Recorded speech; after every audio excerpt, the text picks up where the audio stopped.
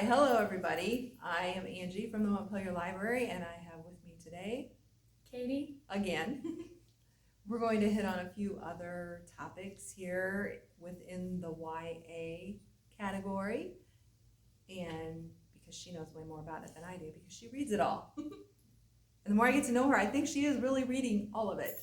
But anyway, so I was going to explain a few things about what YA is, and then we're going to have Katie kind of intersperse some of her reading for us that kind of hits on some of these topics. So if you don't know what YA is, it just stands for young adult fiction. The main characters are usually dealing with adult situations, so they're right in that gap between. Could hit on violence, drug use. Those are probably a couple of the more well-used topics. The difference between YA and then adult fiction, that would be a step up, would be how they deal with those situations. Whereas in adult fiction, they may hit some of those topics pretty hard and have the gruesome details there. Most of your YA will kind of breeze across it and not hit on those topics so graphically.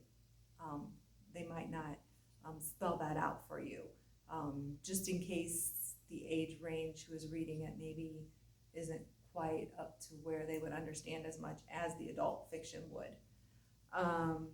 YA tends to be written in the first person, so you have that person telling their story.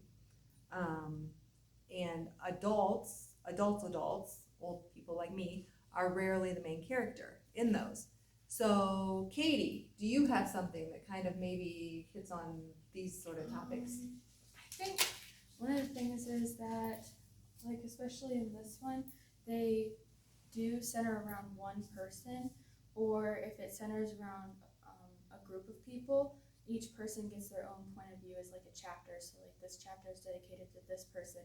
And so a lot of the books, you really get to know the character, you know how they feel, what they think, their motivations and things, which are really helpful as a young reader and to really get into the book. Okay. Now, in your YA literature, conflict is always a driving force. Now, back in the day when I was in school, you would read, Salinger, stuff like that. I think when he wrote it, YA wasn't a thing, but that was kind of like the novel that was, oh, that's YA, and you did it. But there's always conflict. The characters are young people, so young people, of course, there's going to be conflict, but it's a turbulent part of their life. There's going to be emotionally charged things going on in their lives.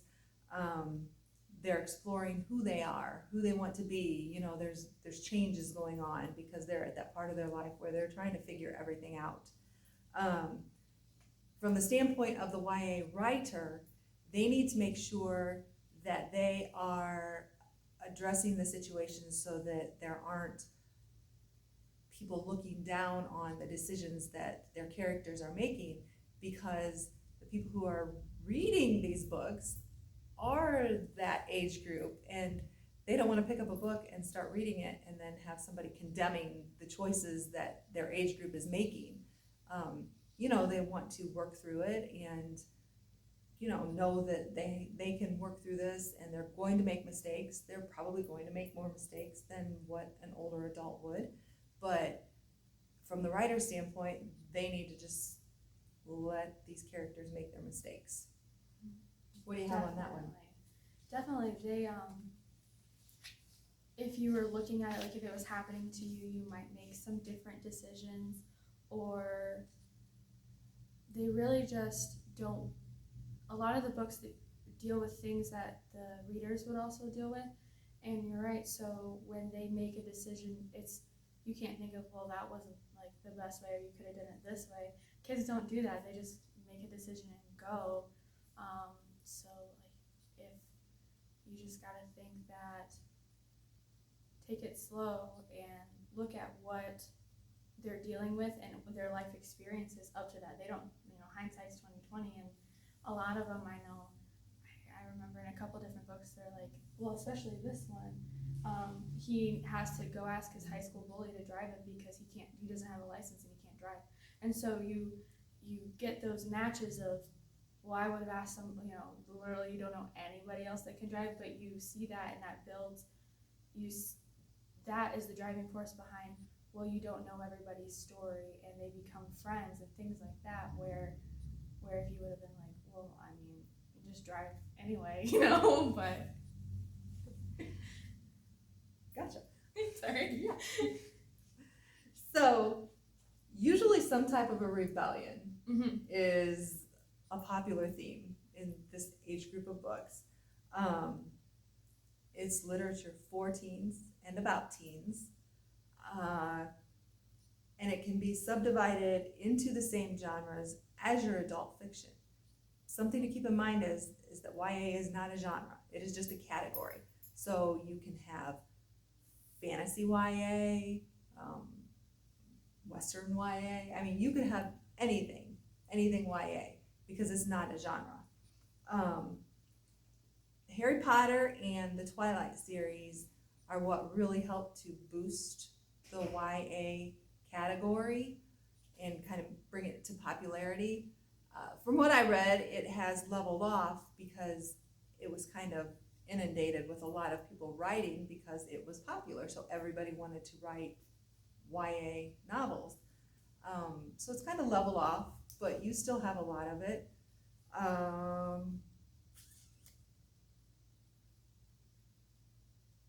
know I was going to say something else, but I don't remember what it was, so why don't you tell us about what you've got?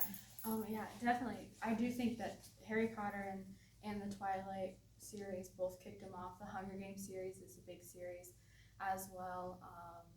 I'll talk about these books next, but especially John Green hit the scene really hard and came out with a whole bunch of books. And I know he still comes out with like a couple books every once in a while, but like I felt like he did like 5 in 1 year, and I was like, where are all these books coming from? And the kicker about him is, I know this is a side note, but he has an awesome YouTube. Yes, I love that YouTube channel. Yes, with his great. brother. Yes, Crash Course.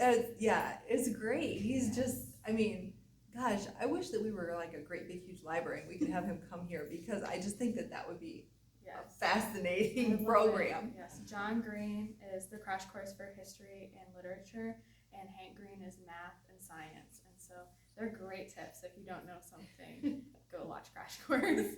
There you go. Yeah, I love them. So yeah, this book is Magic by Angie Sage. It's a series of 7 books, and it starts off, there's like a gap, and so it starts off with a stillborn birth, the queen's assassinated, and the kingdom kind of starts to crumble, and there's wizards and magic, but there's rules and stuff along with it, and then it jumps like 12 years, and nobody still has any idea what really happened. And so that's where this book starts off, and you don't actually meet the main character. You don't even know, it says Septimus Heap at the top, but you don't even know who that is until like the last 3 chapters of the book. So it's a lot. The first book is very busy. There's a lot of exposition, a lot of new characters, and this is one that bounces a couple different times on whose story you're following at that time. And even through the later books, they're separated, much like the Percy Jacksons in the second series that Rick Riordan wrote. They can be separated by age, time, years. This series is great. It's got time travel, it's got alchemy, it's got magic. It also has a lot of science. I know I talked about that. With the alchemy, they hit really hard about with there being magic. They really focus on like magic doesn't fix everything, and that they really mash together magic and science. I think it's the 3rd book really hard. There's also a dragon. It's great. I like this series a lot. I'm not gonna comment on the dragon. I'm just gonna let that go. It's really cool. Then the Michael Vey series. This is the third book that I have up here, but it's centered around Michael Vey, who is a high school student being raised by a single mom, and he has Tourette's and he's bullied for it. And so you're instantly with a character that's, you know, young age, has something and is bullied for it, which like every high school student knows what that's like. And but his secret is that he has electric powers, and you find out why. And then he finds out that another girl he knows who's actually his crush also has electric powers, and but she's adopted, and so it's like a whole bunch of different things. And so you meet a lot of different characters with different backgrounds that come together. And the thing that starts this conflict is that there's a guy looking to collect all the electric kids for like a world takeover, which I mean, and in order to get Michael, they take his mom and his girlfriend, and so this cross country trip to save them is what kicks off this adventure. It's great. That's also a 7-book series. 7's a big number. Harry Potter's also has 7 books. And then the Match series. That's just a trilogy. Match crossed and I think it's Reached is the last one. The library has all 3 of them, the whole series right there. And that's really good. It's much like The Hunger Games and The Giver and Divergent in that it's a utopian world, very sterile and everything, a lot like The Giver in that way. And it's called Matched because all the young kids are matched with their future partner, and this main conflict that starts is because she's matched with 2 different people, and so it's pretty cool. I recommend. Does that create a conflict? Oh yeah, just a little bit, but yeah, I think I'm drawn to these. I liked the Harry Potters, and that's what I got started on, is because my friend was like, you should read this one if you like the Harry Potters. And my dad found Michael Vey, and my friend recommended the Match series to me, and so we were all just reading a lot of the similar books and just traded books all the time. And I mean, they all have something, at least for me, I'm a science major, and I really like science, and I pick up on all the science parts of them. I mean, there's a lot of other things, but you know, this one has to do with genetics plays a part in their genetic testing, genetic manipulation. This one, we find out that there was a problem in the hospital, and that's why they all have electric powers, and that's pretty cool. And that has to do with, you know, ethics for starters. And this one mashes together magic and science, which I think is cool, just because I like it. So. Yeah. So you picked up on the science parts of them. Right. Other people may pick up on a whole bunch of different things. The dragon part. Right. The dragons. You never know, because there's so much different. So one person may look at it one way, and another person would read the book and come away with a totally different perspective. Exactly. Both of these have male main characters, and this one has a female main character. And I think that's what I like about young adult. Is because they're very even. I feel like they're very even between representation of both young men and women, because they're not books aren't targeted towards like one gender or the other. I feel like they're very equal. And something that you said kind of sparked my little mind here. Say you find an author that you really like, and you want to see if there are more books out there that are similar to that. We actually know of a website that we can put in, and we put that author in, and it will give you other authors. It will like spread out from there and tell you what authors have books that are written kind of like that. So if that's something you're interested in, just see any of us here, and you know, we can give you a whole big old mashup mosaic of authors that may write similar to one of them that you like.